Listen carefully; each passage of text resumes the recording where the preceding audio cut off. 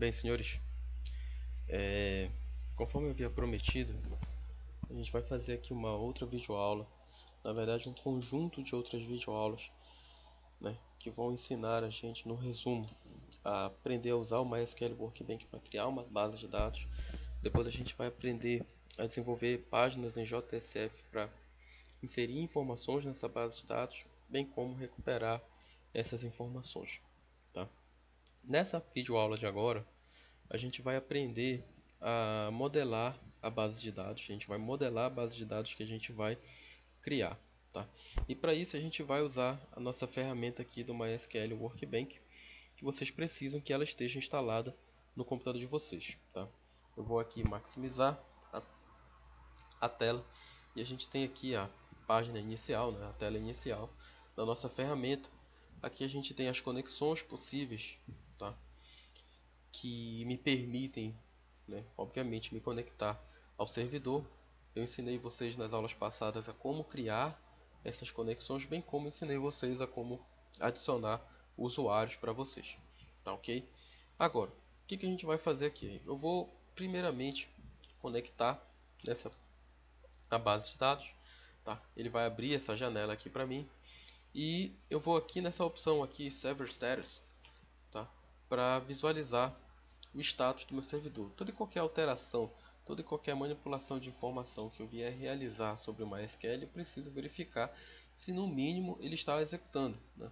E aqui, como a gente pode ver nessa informação que está aparecendo aqui, o server status, né, is running, né? Ele está rodando, ele está executando, né?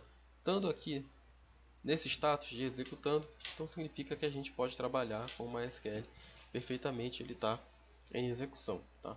Eu vou fechar aqui essa janelinha para a gente começar a trabalhar com a nossa modelagem, tá ok? Bem, se eu quero trabalhar com a modelagem de banco de dados usando o MySQL Workbench, eu preciso trabalhar com um projeto de modelo, né?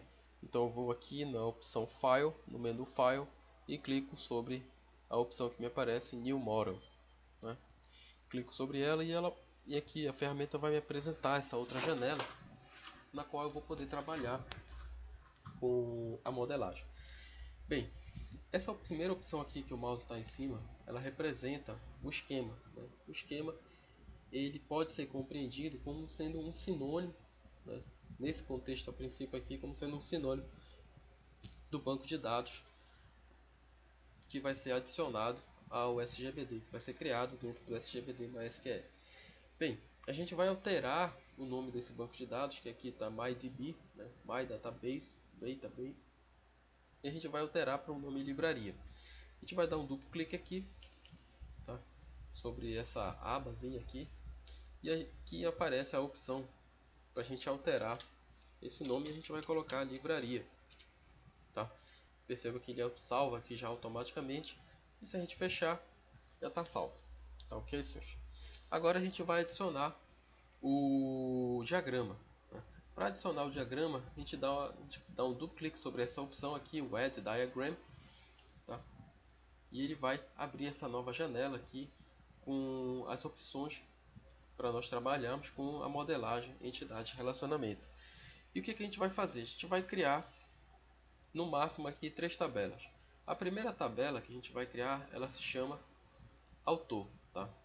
Como é que eu faço? Voltando aqui para criar uma tabela, tá? Vou até deletar aqui. Remove. Eu vou selecionar essa opção aqui, ó, que o mouse está aparecendo, Place a New Table, né? Eu clico sobre ela e em seguida clico aqui na área branca e ele automaticamente já mostra esse iconezinho aqui. Bem, para eu começar a editar essa tabela, dizendo quais são os atributos, quais são as colunas dela, eu dou um duplo clique sobre o ícone e ele vai aparecer com essas opções aqui de edição. E o que eu faço? Primeira coisa, eu vou alterar o nome da tabela e a nossa primeira tabela vai se chamar autor, tá? A gente vai estar modelando uma livraria em que a gente vai ter os relacionamentos entre autores e as obras que eles escreveram, tá? E a gente vai mais tarde aprender a inserir informações dentro dessas tabelas, tá? Então a primeira tabela é autor, tudo bem? Agora, se eu quero adicionar os atributos dessa tabela, as colunas dessa tabela, eu vou trabalhar aqui nessa região, né, que vai me permitir alterar esses atributos, bem como adicioná-los. O primeiro atributo que a gente vai adicionar automaticamente aqui, que a ferramenta vai adicionar, ela vai se chamar ID autor, né, que vai ser a nossa chave primária, tá ok? E o que acontece? Essa chave primária aqui, né, essa outra opção NN, not null, significa dizer que esse atributo chamado AddAutor, ele nunca vai poder receber um valor nulo, ele sempre vai precisar ser preenchido, tá ok? Por isso que ele está marcado com essa opção aqui, not null. Essa opção aqui, PK, representa, indica que a coluna representa a chave primária da tabela que nós estamos trabalhando aqui, que é a tabela autor, né? Por se tratar de um número inteiro, aqui ó, o data type ele é int, a gente pode selecionar essa opção aqui ó, AI ou AI, né, que significa auto incremento. O que vai acontecer se a gente selecionar essa opção aqui? Bem, toda vez que eu inserir uma informação na tabela autor, automaticamente o SGBD ele incrementa o valor, o último valor que ele tem registrado para ID autor, ele incrementa em 1 e faz esse valor incrementado de 1 ser colocado como a chave primária do novo registro que vai ser inserido na tabela autor, tá ok? Isso facilita em parte o nosso trabalho de inserção de informações nas tabelas, tá ok? Em seguida, eu preciso agora adicionar os outros atributos, as outras colunas da nossa tabela autor, né? O autor basicamente vai ter a sua chave primária, que é o ID autor, vai ter um primeiro nome e um último nome, tá? Então, o próximo atributo vai se chamar primeiro nome. Vai ser uma cadeia de caracteres, baixar com um total de 50 posições, ou seja, vai ter um nome para o primeiro, na verdade, uma cadeia de caracteres com 50 posições para representar o primeiro nome do autor. E o último atributo se chama último nome, tá? Que também vai ser uma cadeia de caracteres com, perdão, uma cadeia de caracteres com 50 posições, tá ok? Bem, isso daqui é o suficiente para nossa tabela autor. Percebam que graficamente, à medida que eu faço as alterações aqui, elas vão sendo refletidas aqui em cima no nosso diagrama entidade relacionamento, beleza? Para a tabela autor, a princípio essas informações elas já bastam. Então eu vou fechar aqui e vou passar para a próxima tabela, tá? Vou clicar aqui na opção Place a New Table e vou clicar aqui dentro do meu editor gráfico. Agora dou um duplo clique de novo aqui sobre esse íconezinho criado e a gente vai criar agora a tabela chamada título, que vão representar as obras escritas por diferentes autores, tá? Adicionei o nome da tabela, título, vou dar o Enter, ele altera tanto aqui quanto aqui em cima, tá? Agora o que acontece? Eu vou adicionar a chave primária da tabela título, tá? Vou dar um duplo clique aqui e ele vai automaticamente criar essa chave primária que ele chamou de ID título do tipo inteiro, chave primária, not null. O que acontece? Para o nosso trabalho, pessoal, um título ele é representado, né, uma obra ela é representada mundialmente através de um outro identificador que se chama ISBN. Todo e qualquer livro, toda e qualquer obra escrita, ele tem essa numeração ISBN, tá?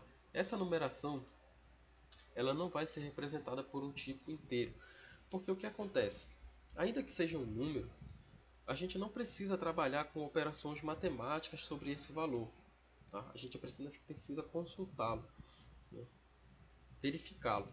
Então, como a gente não precisa trabalhar com operações matemáticas, a gente vai trabalhar com uma cadeia de caracteres. E um ISBN ele tem um tamanho máximo de 20 caracteres, tá? Vou dar o Enter aqui e o ISBN, né, a chave primária, a ISBN, né, A chave primária da nossa tabela título, ela é uma cadeia de caracteres com 20 posições. O próximo atributo ou coluna da tabela título se chama título nome, tá? Que representa o nome da obra, o nome do título, tá ok? E vai ser uma cadeia de caracteres com 100 posições, porque existem algumas obras que têm nomes longos, tá? O próximo atributo se chama edição número, que vai representar a edição daquela obra, primeira, segunda, terceira, quarta edição.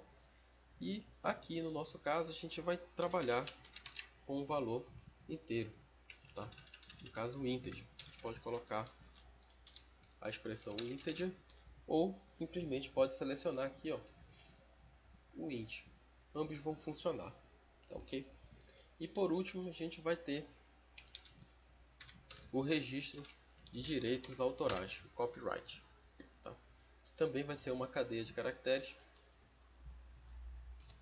representada com no máximo 4 posições, tá ok?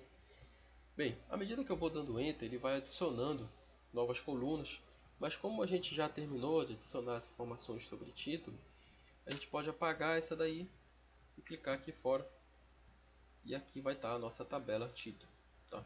Tá tudo bem, a gente pode fechar, e agora a gente vai partir para outro conceito da modelagem entidade e relacionamento que diz respeito à parte de relacionamentos.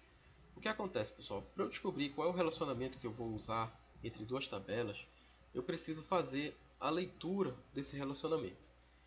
Quais são os tipos de relacionamentos que a gente tem? A gente tem relacionamento do tipo 1 para 1, relacionamento do tipo 1 para muitos, ou relacionamento do tipo muitos para muitos. Tá?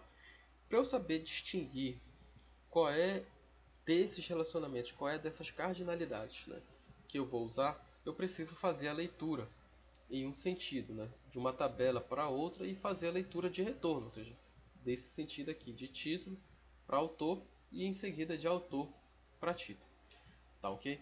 E a gente vai fazer essa leitura. Agora o que acontece? Vamos começar partindo de autor e indo para título, tá? Então vamos começar aqui em autor. Um autor, vocês podem concordar comigo que ele já pode ter escrito vários títulos. Um autor já pode ter escrito vários livros. Então a gente tem um relacionamento de um para muitos, beleza? Então, num sentido, foi de autor para título, a cardinalidade é de um para muitos. Agora vamos fazer a leitura ao contrário, né? De título para autor. Então, um título, uma obra, um livro, pode ter sido escrita por vários autores, tá? Uma obra pode ter sido escrita por vários autores. Então, de título para autor, também temos uma cardinalidade de um para muitos, né? Ou também chamada de um para n. Nesse caso, nesse nosso contexto específico, o que acontece?